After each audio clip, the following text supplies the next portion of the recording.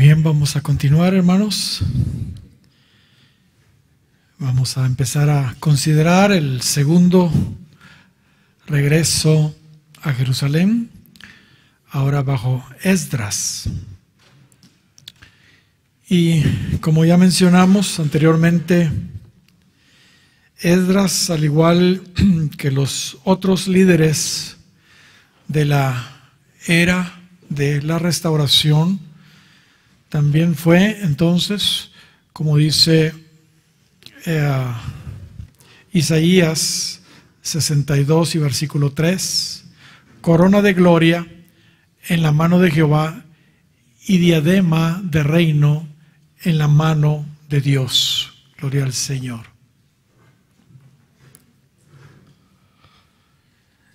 Esdras dirigió la segunda expedición de judíos de regreso a Jerusalén. Esdras fue un hombre con habilidades y talentos realmente extraordinarios. Esdras se ganó el calificativo entre los judíos de ser el segundo Moisés. El segundo Moisés. Fue un escriba diligente e intérprete de las Escrituras. Los judíos sostienen que Esdras fue el que originó la adoración en las sinagogas ahí en Babilonia y el que organizó también el culto a Dios en el segundo templo. Esdras también es conocido por su celo y temor de Dios. Después de llegar a Jerusalén, dirigiendo esta segunda expedición, tuvo que intervenir con mucha determinación, especialmente en el asunto de los matrimonios mixtos, que a esas alturas ya se habían proliferado en Judá. Otro asunto muy importante que Esdras logró hacer en el pueblo de Dios es despertar el apetito por su palabra. Gracias al entendimiento que Esdras tenía de las Escrituras, ese conocimiento que él transmitió, hermanos, ese tiempo desembocó en un gran despertar, en un gran avivamiento allí en Judá. Ahora, algo importante que debemos mencionar con respecto a esos días de Esdras, que realmente fueron de avivamiento, como ya dijimos, para Judá, es que también durante esa época de la historia, el enemigo, fíjese bien, el enemigo levantó del mismo infierno en otras partes del mundo, nuevas religiones, para contrarrestar de alguna manera lo genuino. Es lo que acostumbra a hacer siempre el enemigo. Así que cuando sucedió todo lo de Esdras y ese gran avivamiento, en otras partes del mundo el enemigo estaba levantando otras creencias, otras religiones. Por ejemplo, en esa época se levantó Buda en la India, los años 550 al 480, Confucio en la China, 551 al 479, y Sócrates en Grecia, 470 al 399. Esto de alguna manera nos anuncia que cuando el avivamiento venga en estos últimos días de la restauración de todas las cosas, surgirán también falsas doctrinas tremendas, promovidas por supuesto después por el anticristo y el falso profeta. Esdras escribió una buena parte, hermanos, del Antiguo Testamento. Se le atribuye la compilación y escritura de los libros de primero y segundo de Crónicas. También se le atribuye a él el libro de Esdras y Nehemías, por supuesto. Y otros más, como algunos salmos. La tradición afirma que Esdras fue el que reunió todos los libros del Antiguo Testamento en un conjunto. Es muy importante que entendamos que entre el primer retorno bajo Zorobabel y el segundo retorno bajo Esdras existen, y eso es muy importante que lo entendamos, un espacio de 79 años. 79 años. El retorno de Zorobabel fue en el año 536 a.C., mientras que el segundo retorno fue en el año 457. Y habían transcurrido 59 años de cuando el templo fue terminado, o sea, en el 516. Después de todos esos años ya no se menciona a Zorobabel, ya no se menciona a Josué, hijo de Josadac. O eran ellos muy viejos o simplemente ya habían fallecido a estas alturas. Tampoco se mencionan más los profetas Ageo y Zacarías. Sin embargo, su extraordinaria labor, como sabemos, quedó escrita con detalles en la Biblia para la posteridad. También es importante que sepamos que la historia de Esther se lleva a cabo, fíjese bien, precisamente entre ese lapso de 79 años que estamos mencionando. Ahí tenemos a Jerjes o Asuero en el año 486 al 465, entre los reyes anteriores y posteriores. Así que es importante que entendamos entonces que la historia de Esther la encontramos ahí en medio. Vamos a ver. Vamos al capítulo 7 ahora.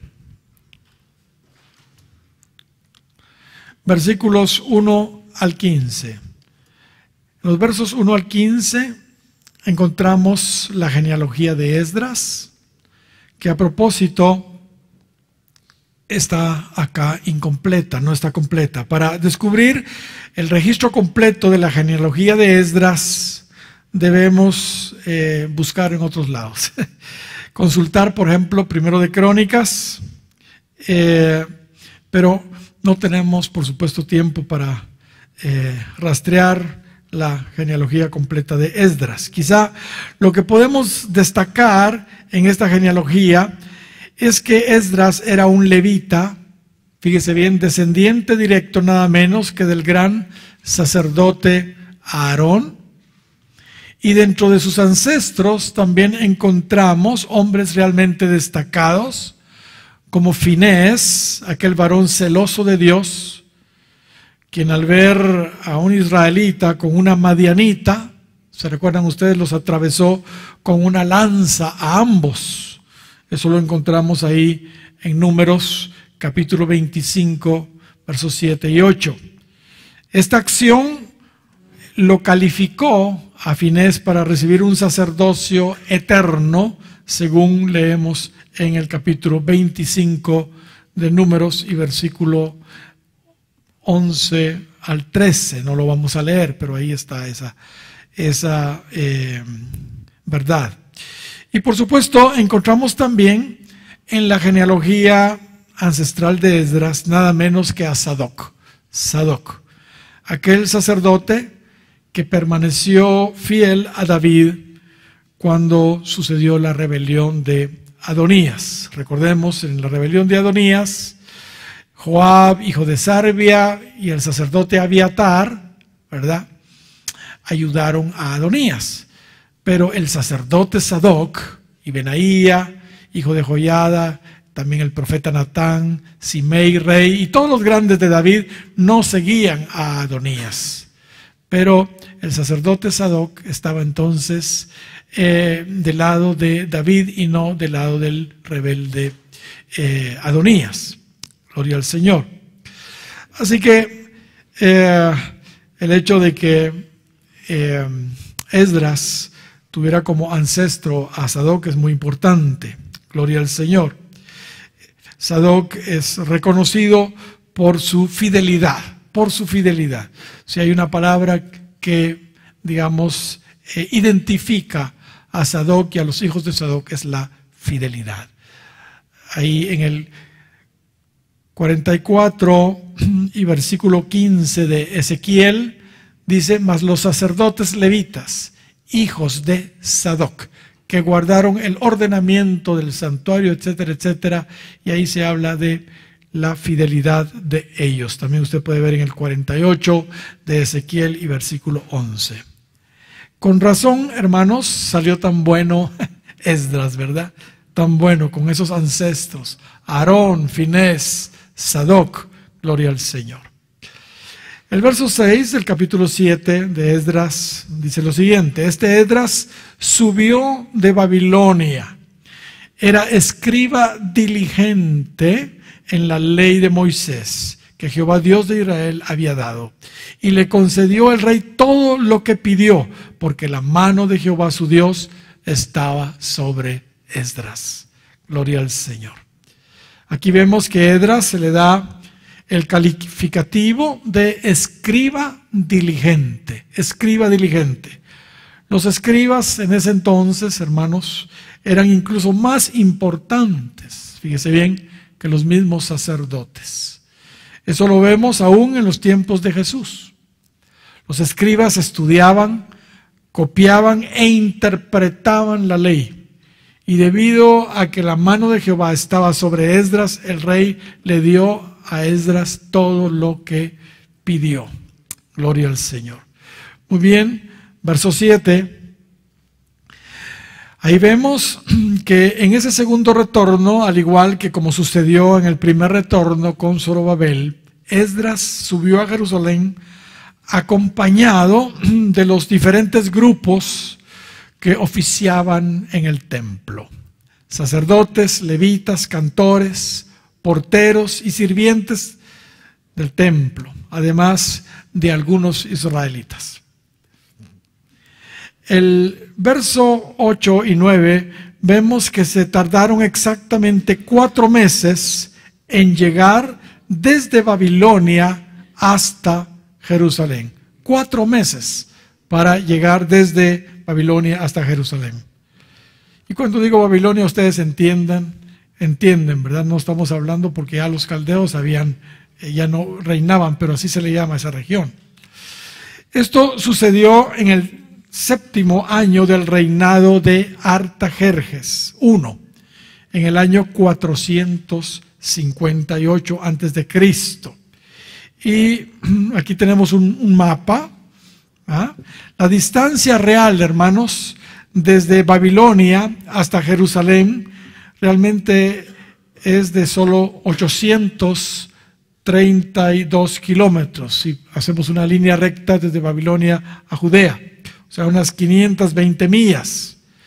Pero debido al desierto que divide Babilonia y Jerusalén, los viajeros preferían tomar una ruta bastante más larga, una ruta de unos 1440 kilómetros, unas 900 millas. Esto explica la razón por la que se tardaron 4 meses en el viaje. Llegamos ahora a un versículo, hermanos, pero muy conocido. Este verso lo usamos con frecuencia aquellos que amamos y enseñamos las Escrituras. Este versículo nos presenta el llamado, la vocación como maestro de justicia de este maravilloso personaje Esdras.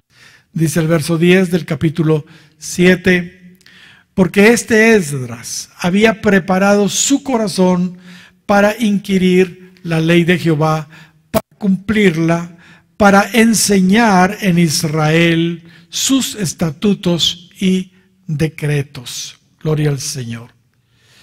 Esdras nos presenta un orden, un patrón que todo maestro, hermanos, de la palabra, todo aquel que pretende ser un maestro de justicia debe seguir.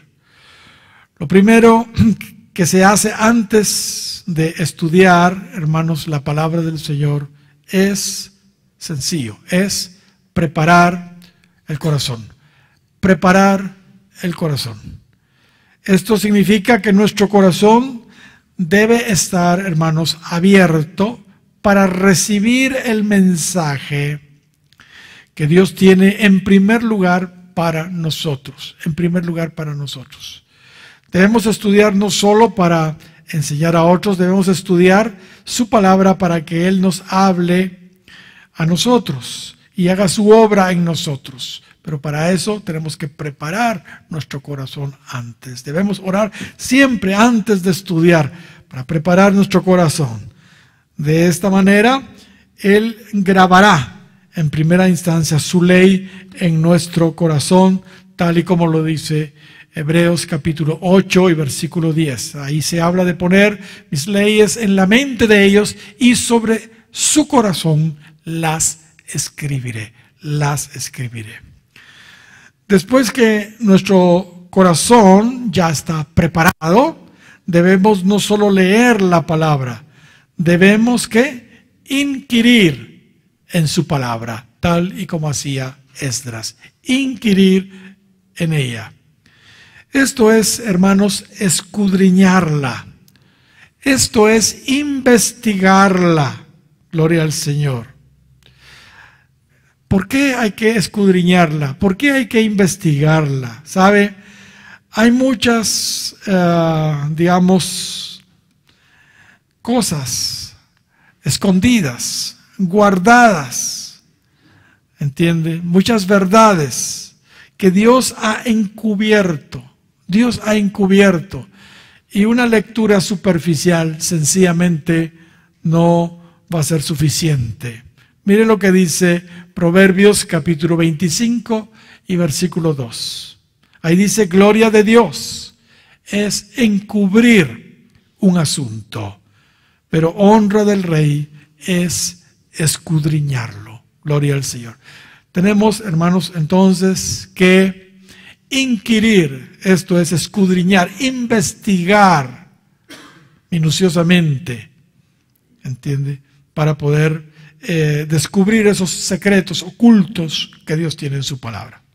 Por supuesto, cuando hemos preparado nuestro corazón en oración, el Dios de nuestro Señor Jesucristo, el Padre de gloria, como dice Efesios 1, 17 y 18, nos bendice con el espíritu de sabiduría y de revelación, aleluya, en el conocimiento de Él, y alumbra los ojos de nuestro entendimiento, de tal manera que logramos entender cuál es la esperanza a la que Él nos ha llamado y cuáles las riquezas de la gloria en su herencia en los santos. Gloria a su nombre.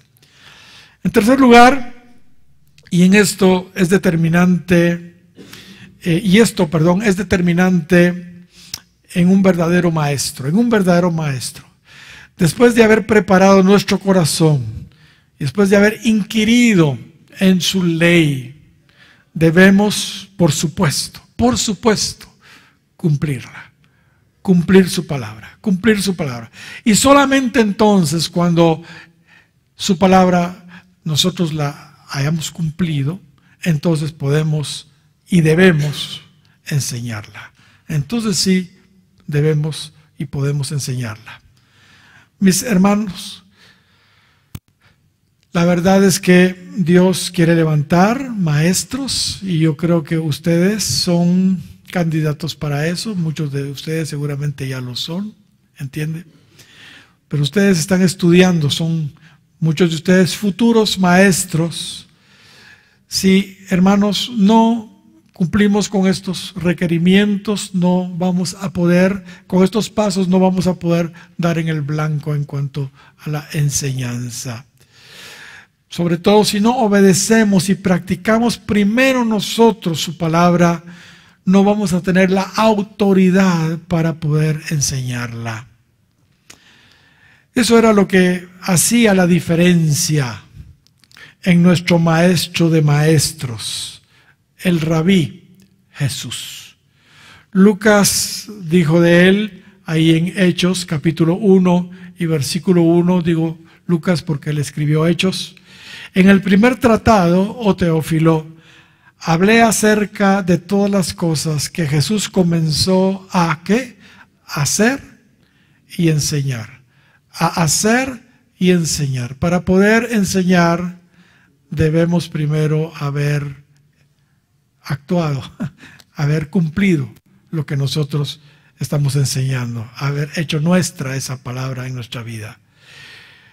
Ni siquiera, hermanos, se necesitan mucho vocabulario, mucho léxico para ser un gran maestro en realidad, ni siquiera.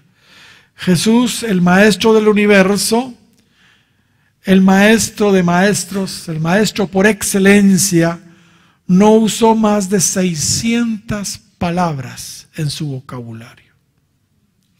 Él, como debemos hacer los maestros, hacía sencillo lo complicado.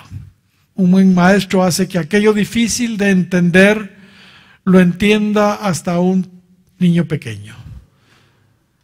La verdad es que el secreto de Cristo es que Él enseñaba con su propia vida, con su propio testimonio. Él hacía y entonces enseñaba. Él enseñaba con autoridad porque vivía lo que enseñaba, no como los líderes religiosos, por ejemplo, de su época. Él mismo dijo de ellos, ahí en Mateo, capítulo 23 y versículo 2, en la cátedra de Moisés se sientan los escribas y los fariseos. Así que todo lo que os digan que guardéis, guardadlo y hacedlo, mas no hagáis conforme a sus obras. ¿Por qué qué? Porque dicen y no hacen. Esdras realmente fue un extraordinario maestro de la palabra. Recordemos que él fue un hijo, un descendiente de Sadoc. Y de los descendientes de Sadoc se dijo lo siguiente ahí en el 44:23. Y enseñarán a mi pueblo, a hacer diferencia entre lo santo y lo profano. Y les enseñarán a discernir entre lo limpio y lo no limpio. Eso solo un verdadero maestro de justicia lo puede hacer, que puede hacer diferencia entre lo que es y lo que no es. Esta es una de las funciones principales, hermanos, de los maestros de justicia. Gloria al Señor. Y esa fue una de las labores de Esdras en los días de la restauración. Más adelante vamos a ver con claridad eso, pero él sí hacía diferencia entre lo santo y lo profano, ¿verdad? Entre lo limpio y lo no limpio. Gloria sea su nombre. En los días de avivamiento, los maestros de justicia tendrán la difícil tarea de traer, hermanos, la unidad de la fe y del conocimiento del Hijo de Dios. O sea, van a tener la difícil tarea de traer la unidad doctrinal. Ya les estuve hablando que hay 4 niveles de unidad. Primero la unidad interior, unifica mi corazón, decía el salmista. Después la unidad en el espíritu, como Pablo dice a los Efesios. Y el tercer nivel de unidad es la unidad de la fe y del conocimiento del Hijo de Dios. Ahí en Efesios capítulo 4 y versículo 13. La iglesia genuina, verdadera, llegará finalmente a la unidad doctrinal. Y eso solo lo pueden hacer los maestros de justicia al estilo Esdras, que pueden hacer diferencia entre lo santo y lo profano, entre lo que es y lo que no es, pues. Gloria al Señor. Aunque Dios va a restaurar los 5 ministerios, es evidente que los ministerios proféticos y los ministerios magisteriales, hermanos, maestros, serán relevantes en los tiempos de este avivamiento que pronto viene. Lo estaremos descubriendo en la medida que avanzamos en nuestro estudio. Muy bien, en los versos 11 al 26 vemos la increíble, hermanos, carta de el rey Artajerjes a Esdras. La increíble carta del rey Artajerjes a Esdras. La verdad, cuando la leemos, nos damos cuenta realmente quién era Esdras. ¿Quién era Esdras? Aún para el gobierno persa, hermanos, Esdras tenía un lugar de veras, digamos, para el gobierno de los persas increíble.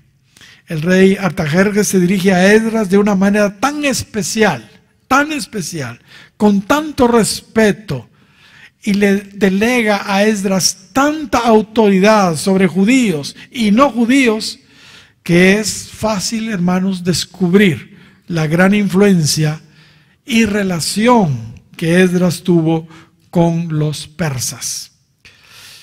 Ese favor ante los persas, fíjese bien lo que voy a decir, Esdras se lo debía seguramente en gran parte a la reina Esther. Recordemos que Artajerjes fue hijo de Asuero, de Jerjes, esposo de Esther.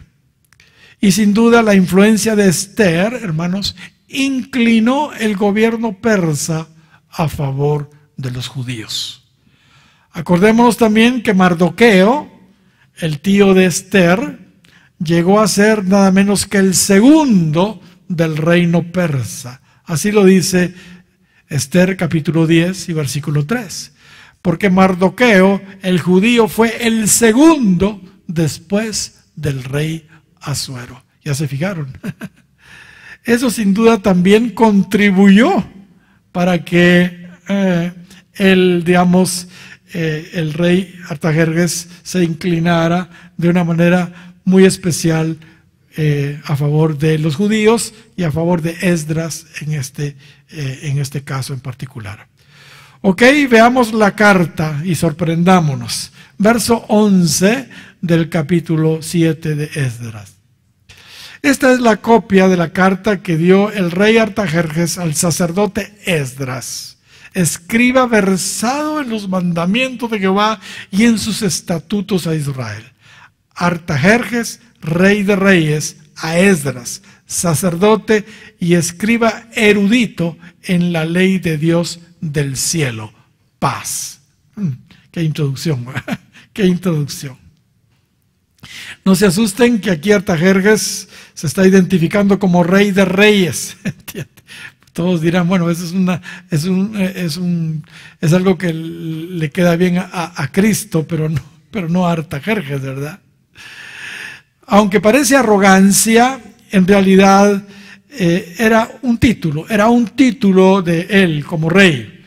Recordemos que él era un gobernante sobre 127 provincias. Y acuérdense que ya era prácticamente sobre los babilonios, sobre los asirios también, los imperios anteriores, pues. Por eso se nombra rey de reyes. Pero notemos cómo se dirige a Esdras. A Esdras dice: sacerdote y escriba, erudito en la ley de Dios del cielo, paz. Qué lindo, ¿verdad? Sacerdote y escriba, erudito en la ley de Dios del cielo, paz. Muy bien, en el versículo 13 dice: por mí es dada orden que todo aquel en mi reino, del pueblo de Israel y de sus sacerdotes y levitas, que quiera ir contigo a Jerusalén, vaya. O sea, él está dando libertad para que todo aquel que está en su reinado persa, si quiere ir a Jerusalén, que se regrese, que vaya. Una vez más vemos cómo el favor de Dios estaba sobre los judíos en esa ocasión, dando permiso para una segunda expedición de regreso a Jerusalén. Notemos cómo los gobernantes anteriores han sido de bendición para los restauradores y ahora lo estamos viendo muchos años después con Esdras en este segundo retorno. Notamos también que al igual que en el primer retorno, aquí también no se obliga a nadie a hacerlo. El que quiera ir, que vaya. El que quiera ir, que vaya. Y como sabemos, esta historia es profética para nuestros días. Dios nos ha dado a todos un libre albedrío y nosotros escogemos realmente si queremos o no. Si queremos o no participar en el mover de restauración que pronto viene. Nosotros elegimos en realidad. Muy bien, el verso 14 del capítulo 7 dice: porque de parte del rey y de sus 7 consejeros eres enviado a visitar a Judea y a Jerusalén, conforme a la ley de tu Dios que está en tu mano. Gloria al Señor. Los gobernantes en aquel entonces estaban rodeados de 7 consejeros, como ahí se menciona. Estos 7 consejeros, en figura, nos hablan de los 7 espíritus de Dios, que ya hemos mencionado varias veces, que nos presenta Isaías, capítulo 11 y versículo 12. Y como ya mencionamos anteriormente, aunque ya están disponibles para nosotros hoy, la manifestación plena de estos 7 espíritus de Dios será hasta que el gran despertar venga, ¿entiende? Pero ya Dios nos está dando anticipos de esos 7 espíritus de Dios. Muy bien, en el versículo 15 y 16 dice de la siguiente manera: y a llevar la plata y el oro que el rey y sus consejeros voluntariamente ofrecen al Dios de Israel, cuya morada está en Jerusalén.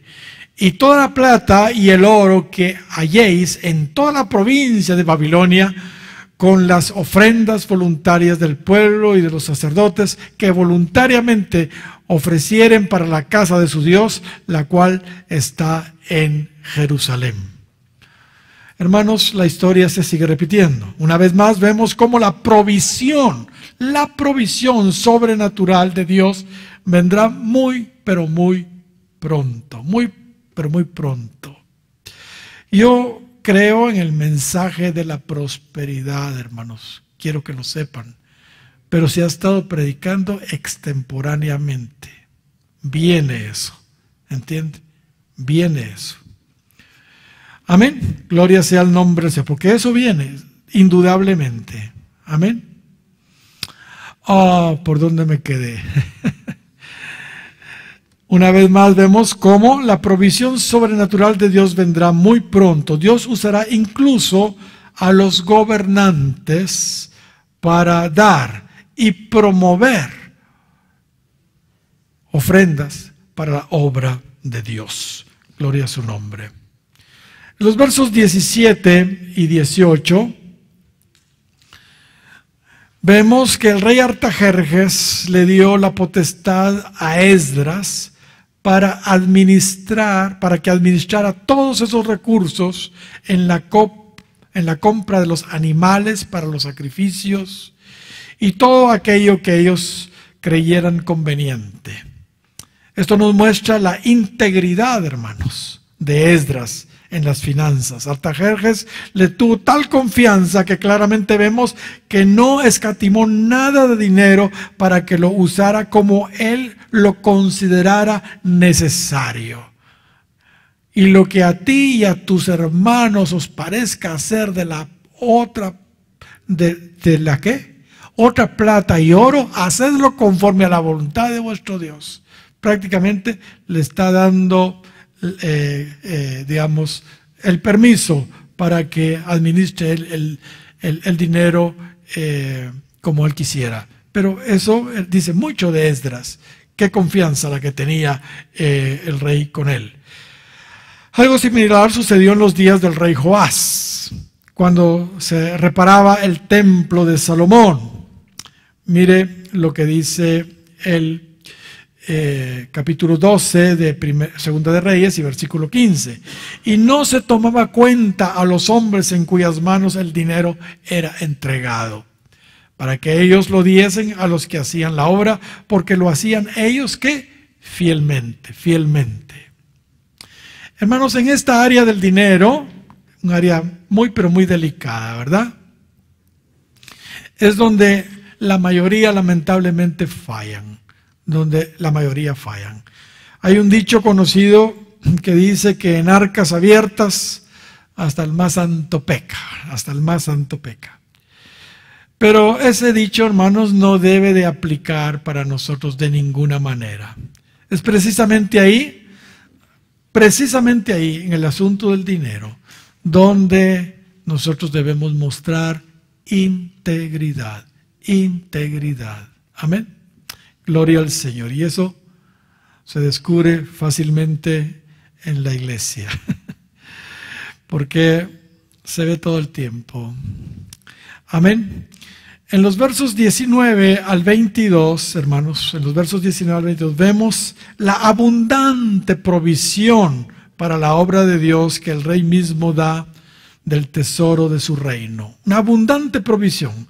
Además, Artajerjes ordena en esa misma carta a todos los tesoreros de las provincias de su gobierno que provean a Esdras todo lo que él requiera para la casa de Dios de inmediato, de inmediato.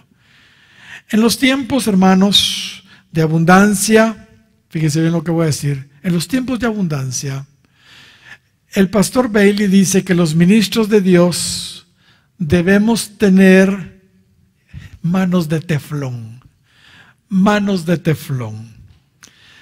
En otras palabras, ustedes saben lo que es el teflón, ¿verdad? No se pegan ahí los huevos ni la comida, ¿verdad? En los sartenes de teflón. Para que no se nos pegue el dinero, pues. Para que no se nos pegue el dinero. En los tiempos de abundancia, bueno, siempre realmente los ministros debemos de tener manos de teflón.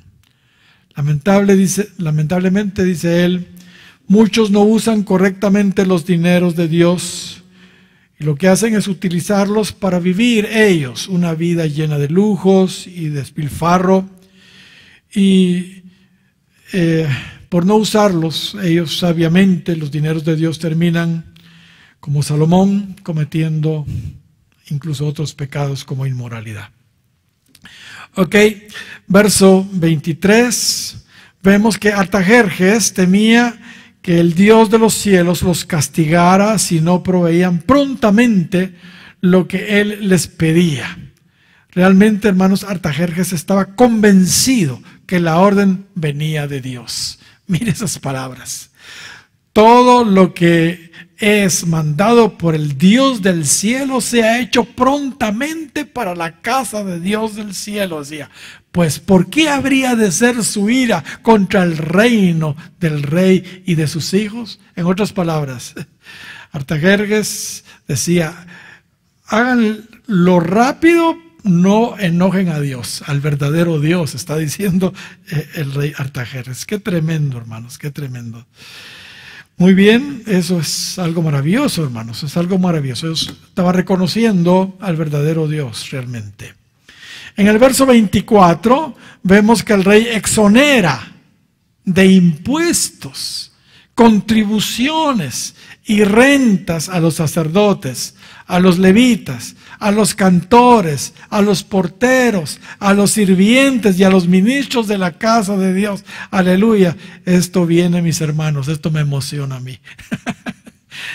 ¿Se dan cuenta? Mire lo que dice ahí. Y a vosotros os hacemos saber que a todos los sacerdotes y levitas, cantores, porteros, sirvientes del templo y ministros de la casa de Dios, ninguno podrá imponerles tributo, contribución ni renta. Gloria a Dios. Eso viene para los siervos de Dios, para los levitas y todos los que sirven en la obra del Señor. Leamos ahora el capítulo 7. Hermanos, esto no es simple historia. Esto no es simple historia. Estas cosas fueron escritas para nuestra enseñanza. Amén. Y esto es una era profética para nosotros. La era de la restauración. Lo que ahí sucedió es profético para nuestros días. Se va a cumplir al pie de la letra.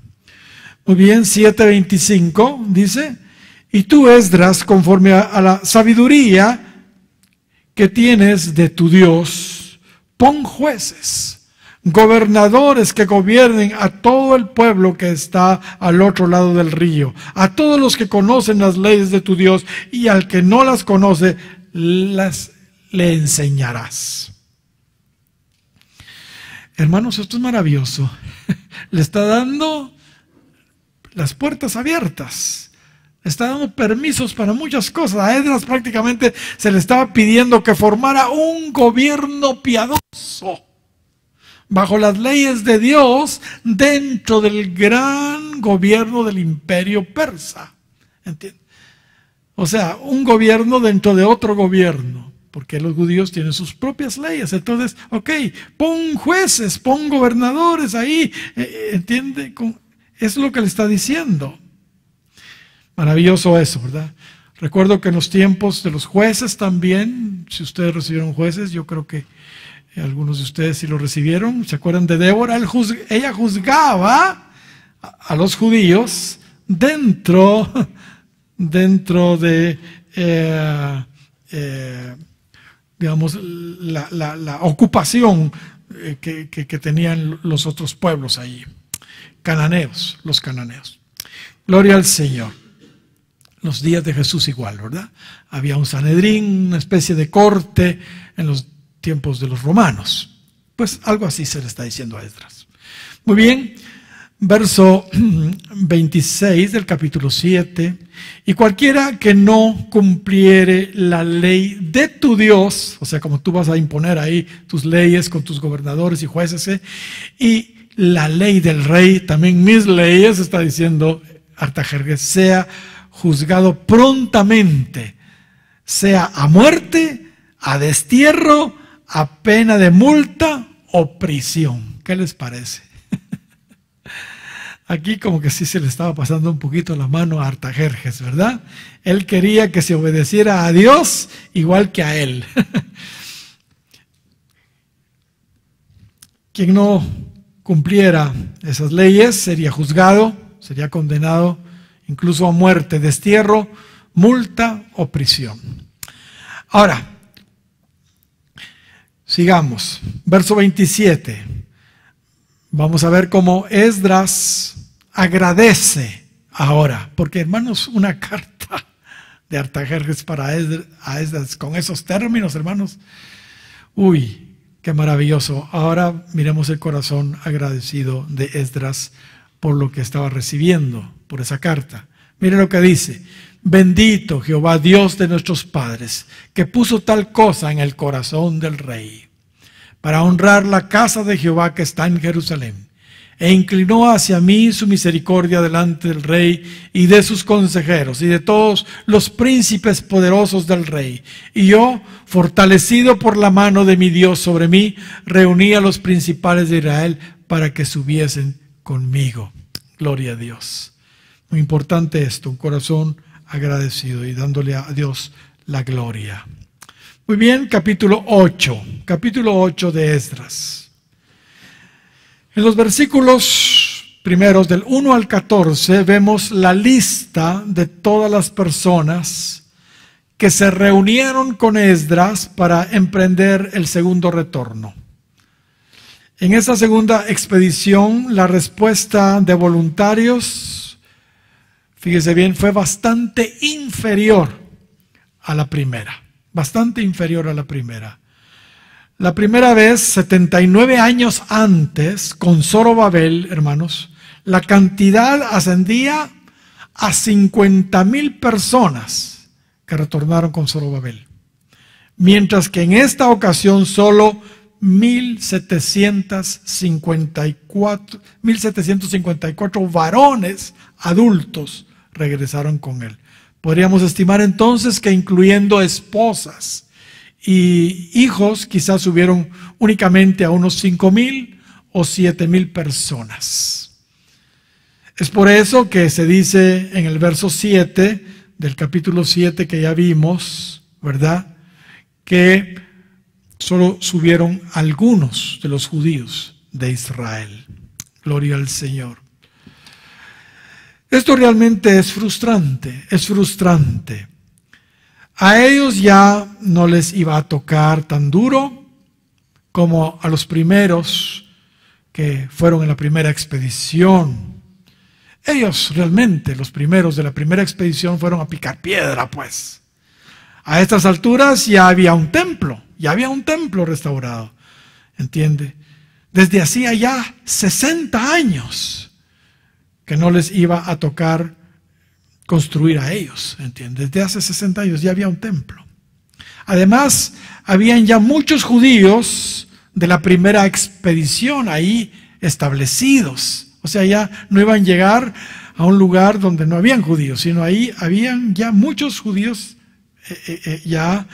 digamos, establecidos. Hermanos, así que eso es frustrante en realidad. ¿Saben? El problema es que todos esos judíos, estos nuevos judíos de la segunda expedición, ya habían nacido en Babilonia. Judá tenía ya unos, fíjese bien, 140 años de estar cautiva. 140 años de estar cautiva.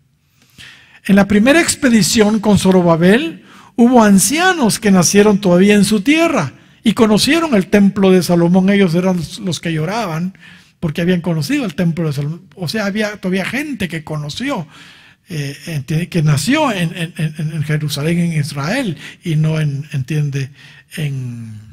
el cautiverio ahí en Babilonia, en Medo-Persa.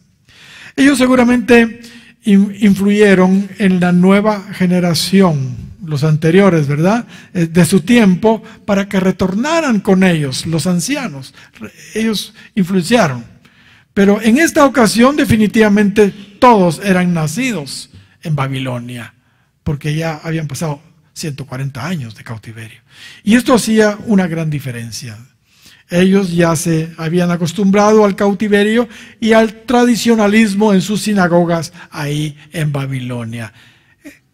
Eso lo explico porque eso entiende por qué ahora la cosa no fue tan, digamos, es frustrante, porque ellos como que hubieran podido encontrar el campo ya arreglado, pues condiciones mejores, pues. ¿Saben? Eso pasa generalmente en las nuevas generaciones. Ellos, como no han experimentado avivamientos y lo que es la libertad y el fluir fresco del Espíritu Santo, son apáticos en responder a las nuevas experiencias que Dios tiene para su pueblo. Y prefieren permanecer cautivos, tal vez en su religión, en su comodidad. Pero lo más preocupante en ese segundo retorno es lo siguiente: es que no había levitas. No había levitas entre los que se apuntaron. No había levitas. Dice el versículo 15: y los reuní junto al río que viene de Ahava, y acampamos ahí 3 días. Y habiendo buscado entre el pueblo y entre los sacerdotes, no hallé ahí de los hijos de Leví. No encontré ahí a nadie de los hijos de Leví. Y hermanos, esto no era nuevo en realidad. Cuando Zorobabel realizó la primera expedición de retorno a Jerusalén, a pesar que hubo en esa ocasión 4,284 sacerdotes que hicieron el viaje con él, solo hubo 74 levitas que regresaron. Eso lo podemos encontrar en Esdras capítulo 2, para los que están apuntando del versos 36 al 40. Y en esta ocasión, aunque hubo algunos sacerdotes que sí respondieron al llamado, no hubo levitas, ni un levita. Realmente es inexplicable eso. Algunos comentaristas piensan que podría ser celos por tener los levitas un rango inferior a los sacerdotes. Recordemos que los sacerdotes eran descendientes de Aarón y eran los encargados de todo lo espiritual, digámoslo así, de los oficios espirituales. Y realmente los que se fajaban eran los levitas, todos los que servían ahí en ¿entiende? Pero no tenían los oficios principales sacerdotales. Así que probablemente los levitas estaban celosos y tal vez por eso no respondían, ¿entiende? Si esto es verdad o no, yo no sé, pero hermanos, con frecuencia yo veo como muchos ministros de Dios realmente no tienen levitas, no tienen ayudas ministeriales en sus congregaciones y les toca a ellos hacerlo todo en la iglesia. Yo tengo que darle al Señor infinitas gracias porque el Señor siempre me ha dado personas preciosas que están muy cerca de mí, trabajando conmigo siempre. Amén. Gloria al Señor por eso. El asunto es que los levitas eran y son muy importantes para el servicio de Dios. Así que Esdras no se quedó de brazos cruzados, porque los levitas realmente son los que hacen caminar las cosas en las iglesias. Estoy trasladando el asunto a nuestros días, ¿verdad? Y comisionó entonces Esdras a algunos de sus principales y versados hombres para que fueran a buscar levitas. Donde encuentren levitas me los obligan y me los traen, ¿verdad? Y fueron a buscar levitas y servidores del templo y los encontraron ahí en un lugar llamado Casifia. Eso lo encontramos en los versos 16 al 20. Versos 16 al 20. Casifia parece ser que era un lugar donde se preparaban los levitas para servir a Dios durante el cautiverio allá en las sinagogas de Babilonia. Y el jefe de esa escuela se llamaba Ido, por lo que aquí se lee en esta larga escritura. La comisión, obtuvo resultados, ya que regresaron con ellos, con los comisionados para eso, 38 levitas. Se habla de 18 primero y de 20, un total de 38. Y se habla de 220 servidores del templo. Estos eran los nitineos o gabaonitas. Así que hubo frutos. Lograron rescatar unos 38 levitas y 220 servidores del templo. ¿Ok?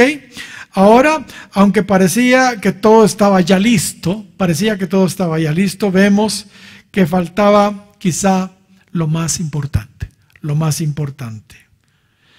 Así que Esdras hace algo maravilloso que es una buena lección para nosotros.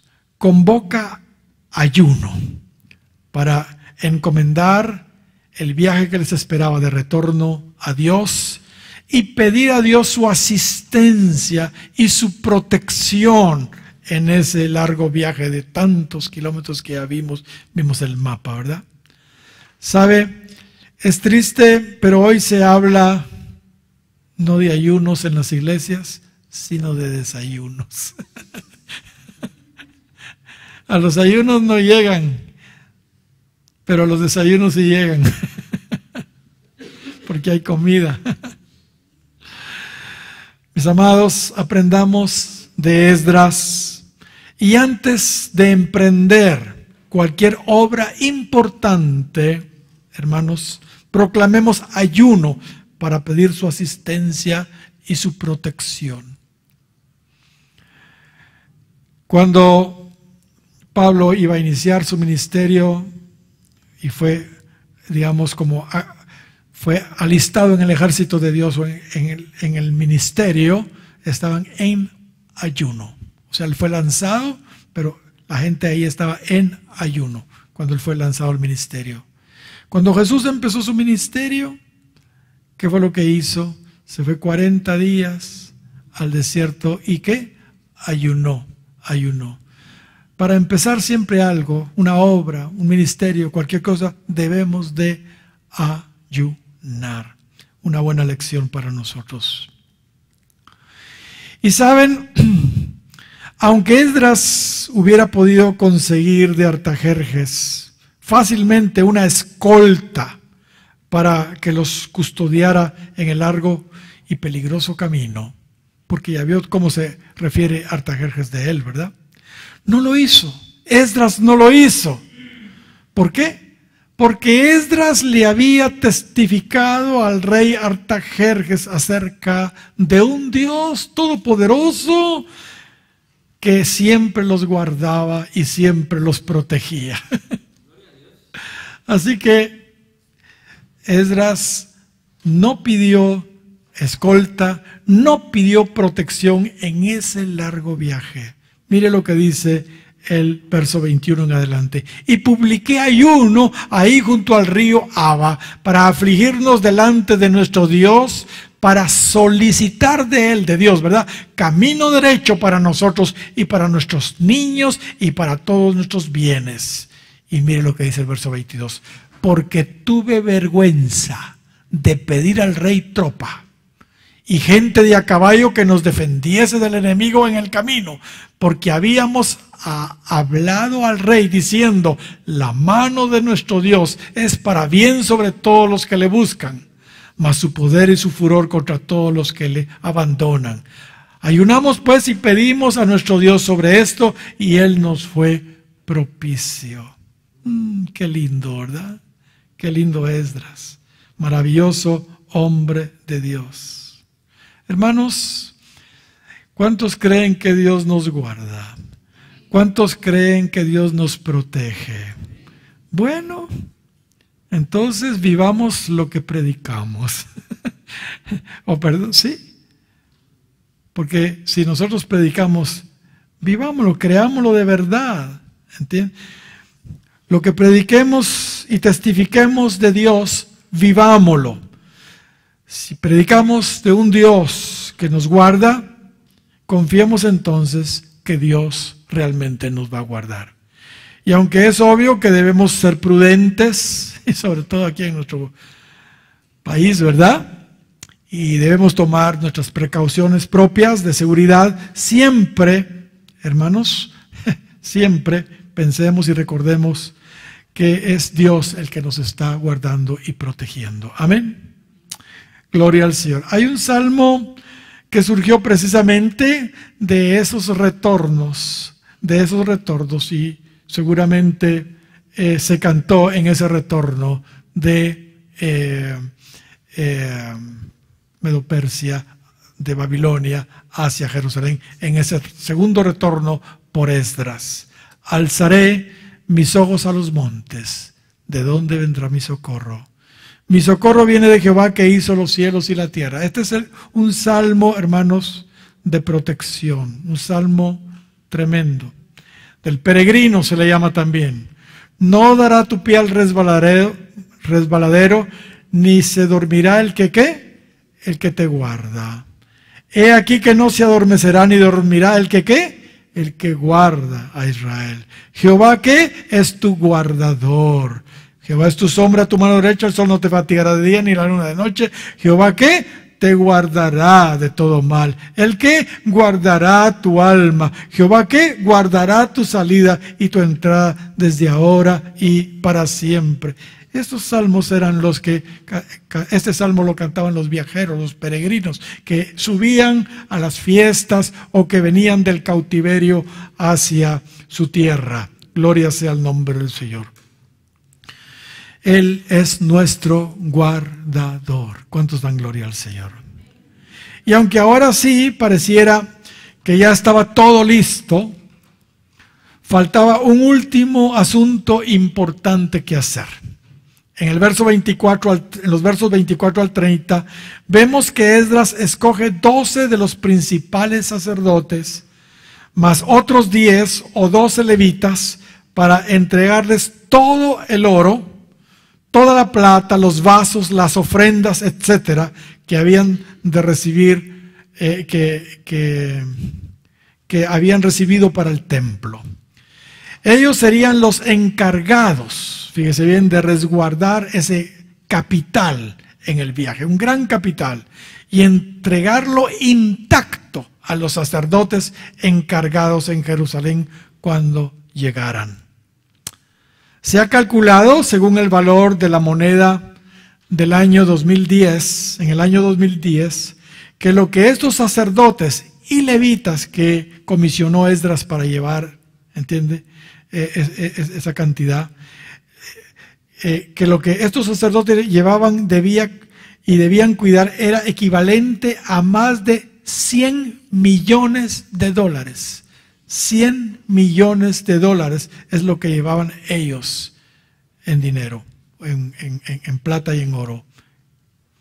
Definitivamente necesitaban Esto es una gran lección para los líderes, hermanos. Realmente lo más sano, estáis consagrados a Jehová y son santos. Fíjese bien, son santos los utensilios y la plata y el oro, ofrenda voluntaria, y Jehová Dios de nuestros padres. Vigilad y guardadlos hasta que los paséis delante de los príncipes, de los sacerdotes y levitas y de los jefes de las casas paternas de Israel en Jerusalén, en los aposentos de la casa de Jehová. Ustedes van a ser los encargados, pero recuerden que lo que están llevando son utensilios santos. Ay, hermanos, tenemos que tener cuidado a quién ponemos para manejar la plata. Amén. Porque cristianos vemos y mañas no sabemos, ¿verdad? Se sabe, hay historias de horror, hay historias de horror en las iglesias, hermanos. Amén. ¿Cuántos dan gloria al Señor?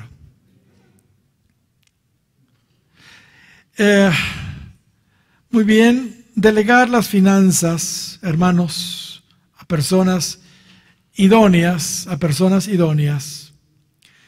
liberará al pastor de un trabajo que realmente no le corresponde, y que finalmente podría llegar a ser incluso un tropiezo para él, como lamentablemente ha sucedido a muchos. Debemos estar bien sabidos de esto, hermanos, pues en el gran despertar que viene, juntamente con abundancia económica, el despertar que viene juntamente con una gran abundancia económica. La Escritura dice que las riquezas de las gentes serán traídas a la iglesia. En el verso 31 vemos que Dios los guardó de la mano del enemigo y del acechador durante 900 millas de camino, durante esos 4 meses de travesía. Qué tremendo. Ahora, me he estado aguantando, hermanos, el decir algo importantísimo. Leamos lo que dice el versículo 31 del capítulo 8. Y partimos del río Aba el 12 del mes primero, para ir a Jerusalén.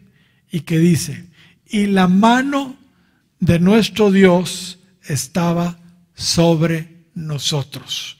Y nos libró de mano del enemigo y del acechador en el camino. Gloria al Señor. Y no sé si a estas alturas ustedes ya se dieron cuenta que una y otra vez se repite en este libro de Esdras esa oración, esas palabras. Y la mano de nuestro Dios. Y la mano de nuestro Dios estaba sobre nosotros. Gloria al Señor. Revisemos Esdras capítulo 7 y versículo 6. Ahí dice, porque la mano de Jehová su Dios estaba sobre Esdras. El versículo 9 ahora. Ahí dice, estando con él la buena mano de Dios, la buena mano de Dios, ¿ok? Mire lo que dice ahora el verso 28, la mano de Dios sobre mí. Ahora en el capítulo 8 y versículo 18, y la buena mano de nuestro Dios sobre nosotros. Muy bien, ahora el capítulo 8 y versículo 22, la mano de nuestro Dios es para bien sobre todos los que le buscan. Y ahora el verso 31, y la mano de nuestro Dios estaba sobre nosotros. Mis amados, si la mano de Dios no hace la obra, no lograremos absolutamente nada. ni alcanzamos, si alcanzamos algo, hermanos, es solo por la bendita mano del Señor, es por su gracia. Gloria sea a Él para siempre. Ok, sigamos. Verso 32.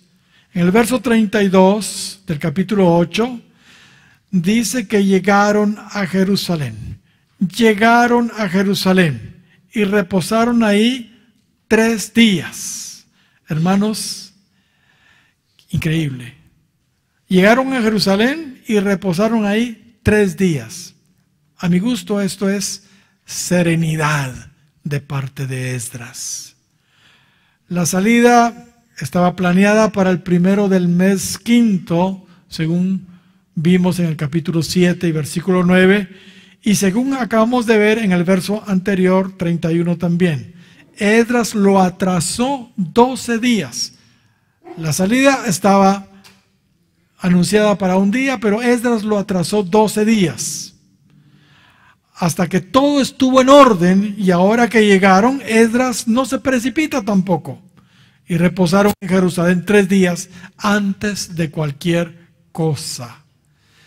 Qué impresionante realmente Esdras, qué temple, qué serenidad.